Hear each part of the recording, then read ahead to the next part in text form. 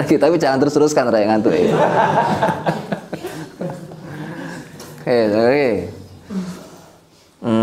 Jadi itu ya. Jadi kalau kita bersyukur itu nikmat dari Allah. Jangan dikira, oh saya sudah berbuat baik sama Allah. Nggak bisa. Justru kita ngasih Allah kebaikan. Dengan bersyukur kita menjadi bahagia.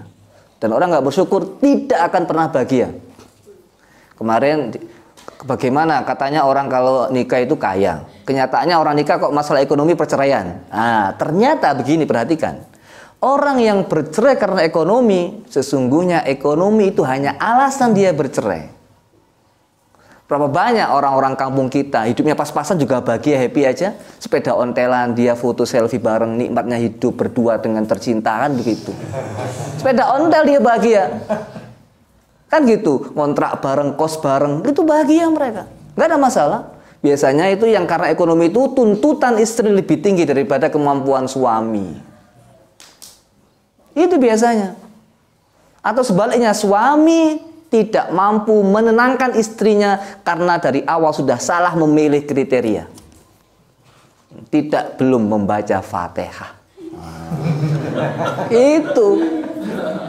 Tanya orang tua kita itu dulunya awal-awal nikah apa langsung kaya? Enggak langsung kaya. Hidupnya pas-pasan, bahagia, happy-happy aja. Kok ada yang cerai? Itu bukan karena ekonomi satu-satunya, tapi itu faktor orang yang melakukannya dan ekonomi jadikan alasan. Itu.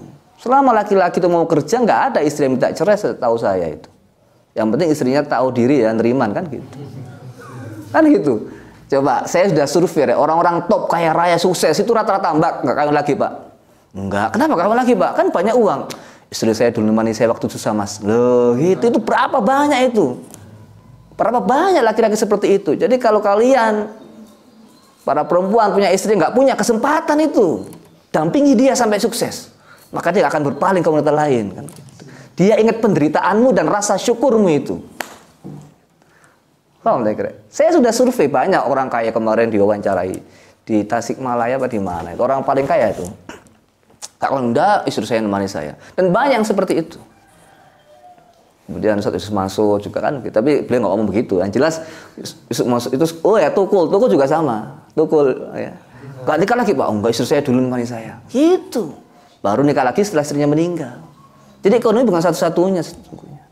Jadi ekonomi itu hanya sebagai alasan saja dia untuk mengajukan gugat cerai saja. Suami istri ngontrak banyak, ngekos dulu banyak, jual bakso bareng kan banyak itu. Syekhuna juga tambah ceritanya sedih lagi kan begitu, ya kan?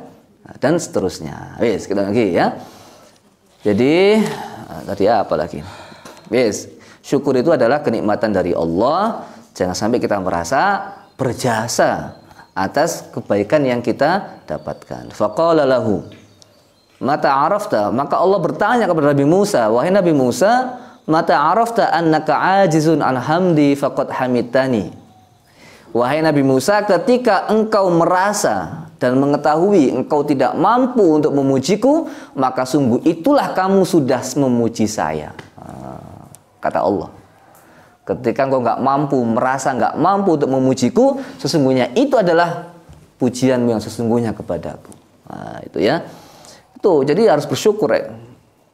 Kalau kita nggak bersyukur, nggak ada nikmatnya. Sedikit kurang, banyak nggak cukup. Nah, kalau tidak bersyukur, nah, gitu ya. Waruya an Sayyidina Daud alaihissalam, diriwayatkan dari Sayyidina Daud alaihissalam annahu qala, Nabi Daud menyampaikan kepada Allah, Ilahi, wahai Allah, Ibnu Adam laisa fi sya'ratun illa wa fawqaha ni'matun. Sesungguhnya manusia itu tidak ada satu rambut kecuali di atas rambut itu ada kenikmatan. Wa tahtaha ni'matun, dan di bawah rambut itu ada kenikmatan. Famin aina yukafi'uha, lalu dari mana manusia itu bisa membandingi dan bisa menyaingi, menyamai nikmat darimu ya Allah. Wah, gitu deh. Semuanya itu nikmat. Pokoknya kalau kita nikmati enak semuanya, nggak ada yang nggak enak. Makan nggak enak itu nikmat, Rek. Makan nggak enak. Nikmatnya dari mana? Alhamdulillah aman dari kolesterol, aman dari gula darah, dari Gula darah itu aman. Aman dari asam urat. Nikmat begitu. Jadi Semar itu, teman saya ceritakan, Semar itu kalau makan enak itu nangis malahan. Kalau makan gak enak malah ketawa. Loh kok bisa? Karena kalau habis makan enak mesti makan gak enak. Kalau habis makan gak enak mesti makan enak, itu sudah sunnatullah. Kalaupun dia kaya terus tetap meskipun dia kaya, kalau makan enak terus ada saatnya dia makan gak enak. Makan ini nggak boleh, makan itu nggak boleh, diterjang mati. Nggak ikut aturan Allah mati cepat. Ada. Habis makan cumi-cumi 1 kilo atau 5 kilo itu. Suami istri mati dua-duanya. Hari ini mati suaminya, besok istrinya. Karena makan cuminya bareng. Makan cumi 1,5 kilo habis. Langsung mati. Nah, jadi jangan makan enak-enak ya, makan biasa aja, tahu, tempe, telur. Yang paling enak telur aja lah itu. Sehat, menyehatkan itu. Terus nggak pakai diabetes, nggak usah diet. Kalian coba cari di grup Facebook, grup kesehatan, apalah komunitas kesehatan ya. Kesehatan itu orang penyakit parah-parah, Rek. Itu rata-rata orang kaya itu. Makanya diukur di gram, berapa gram nasi, berapa gram kalorinya ini yang namanya apa ikan. Semuanya diukur semuanya itu. Gak mau yang berat-berat itu. Bahkan nasi pun dihindari itu. Kita Jawa kalau makan nasi kan nggak puas, tapi mereka malah menghindari nasi. Malah makanya sayur itu murah, 1 ikat 1.000 rupiah, Rek. Pakai garam, pakai bumbu paling 3.000 selesai. Orang kaya makannya 3.000 rupiah. Ya naik pakai telur 2.000, 5.000. Orang kaya itu makannya murah-murah. Jadi kalau ada orang makan piting kok diposting, wah jarang makan, orang miskin ini.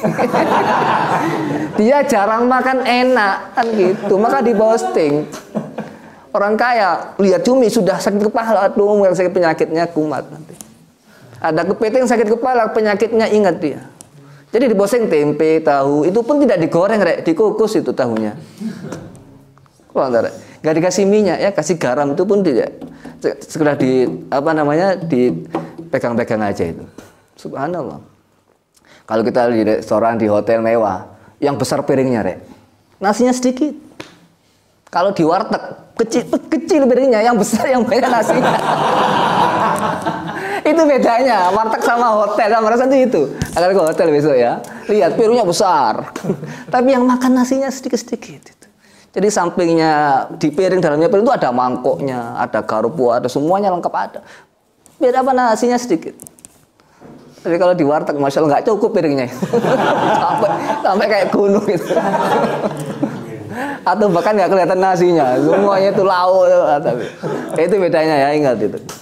Jadi kalau kepin berlagak kaya itu jangan diisi banyak-banyak, sedikit aja. Orang kaya itu dia sudah bosan makan enak dia itu. Nah, itu cara mengetahui ya. Ada orang ke warung restoran, kok air putih? Oh, orang kaya ini, diet dia. Dia sudah bosan, sudah kenyang dengan kenikmatan jus, durian sudah. Tapi kalau ke restoran, kok es teler, es campur, es jus, wah ini jarang makan. Apalagi di foto dulu jelas kelihatan.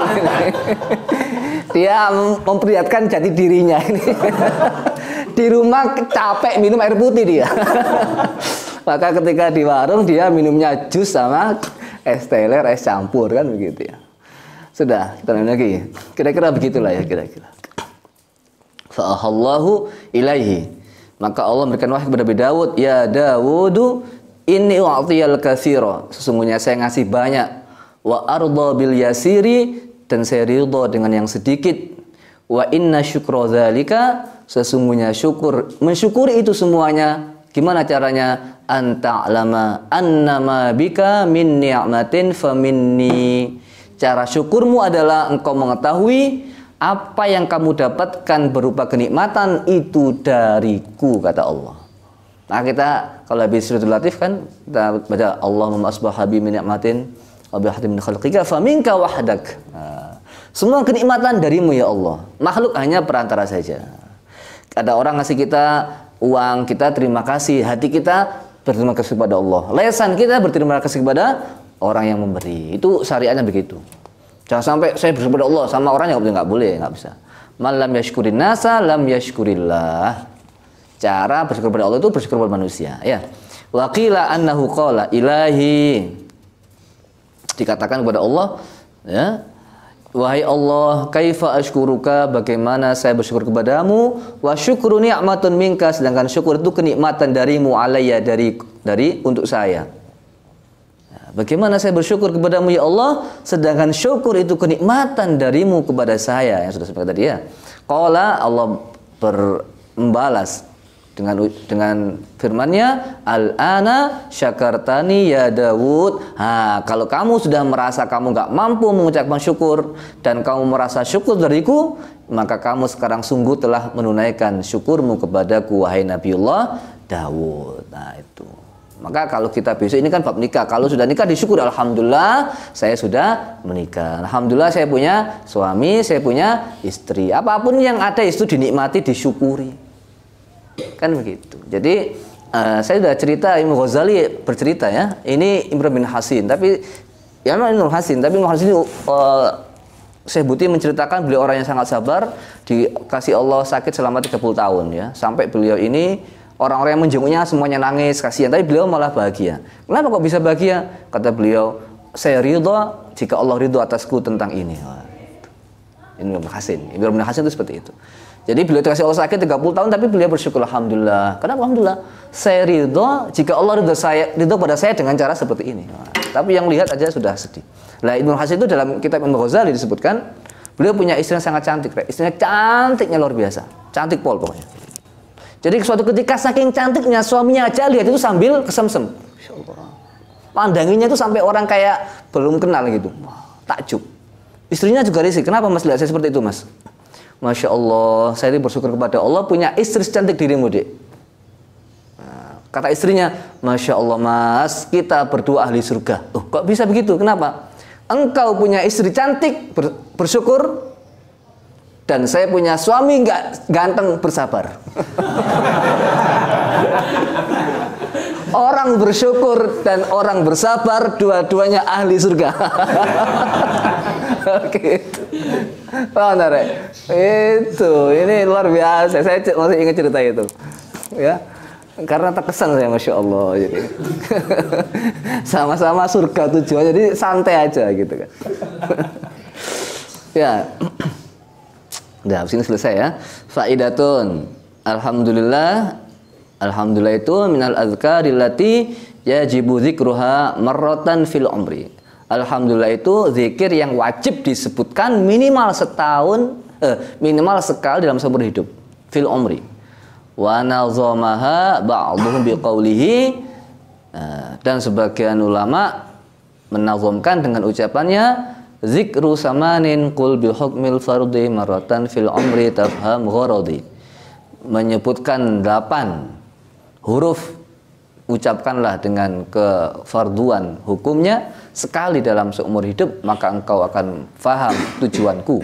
Hailalatun, hamdalatun, basmalatun, tasbihun, takbirun, kadzalika hauqalah. Begitu juga wajib seumur hidup apa? Baca tahlil, baca hamdulillah, basmalah, tasbih, takbir, itu juga baca la haula wala quwata illa billahil aliyil azim. Coba ini apa namanya, ingat-ingat ya. Baca kalau ada hal-hal yang berat itu baca la haula wala quwata illa billah. Ada yang berat, baca bismillahirrahmanirrahim, la haula wala quwata illa billahil aliyil azim. Baca itu. Pokoknya berat apa aja. Termasuk ini. Ini testimoni Aman buktikan 2 kali atau 3 kali. Jadi misalkan buka botol ya, berat. Dia nggak bisa, Bu ya. Ayo baca bismillah la haula. Bisa, Bu ya. Itu dia kaget. Wah, bisa ya, bisa. Lagi itu juga sama, wah gini nggak bisa, repot lagi ya, sama buka botol kalau nggak salah. Baca lagi, jangan lupa. Wah, sambil ketawa kalian ya aman.